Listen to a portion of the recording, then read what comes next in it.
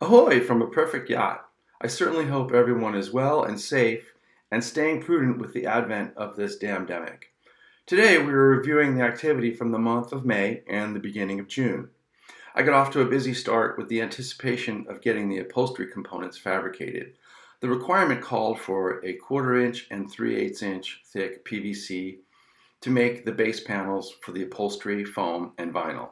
The 1/4 inch panel for the padding on the mid-deck, and the 3/8 panel for the seat backs. I made cardboard cutouts and transferred the templates to the PVC panels to be as accurate as possible.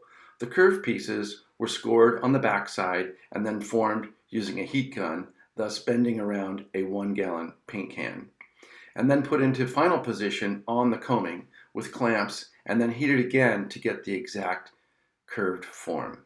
The edges were then glued together with PVC glue. Small screws were added to stabilize the corner joint, as well as small stainless steel angle brackets which were routed in and then glued into position with cyanoacrylate glue. This made for a nice, strong, carefully crafted corner. The seat backs were also fabricated and held into position along the top edge with low-profile fast mount fastener clips, and along the bottom with small wooden fabricated clip that rests on the storage cubby molding. With the upholstery parts fabricated, I moved along to the electrical. I made a crude schematic drawing to get an idea of electrical wiring runs and locations of the important components. Then the batteries, battery switch, and wiring tasks were then started. The wiring runs have been carefully thought out. Some PVC tube along the starboard side helps make for a clean installation.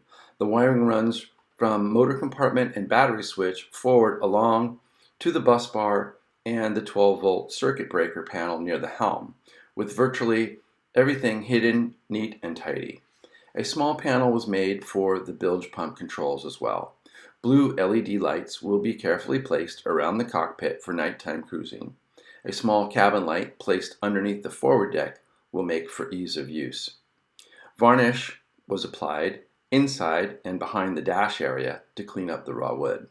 Also, the margin board around the perimeter is also getting varnished as we move into June, along with the teak band around the motor hatch. Here is some imagery from May as well as the beginning of June.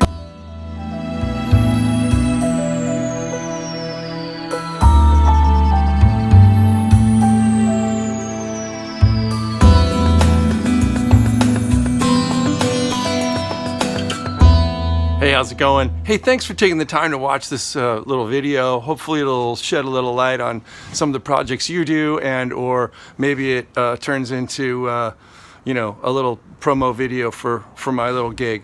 Hopefully I've shed a little light on stuff. Anyway, well, thanks for coming by today, and appreciate you sharing some time with us from Senesac Yacht Center.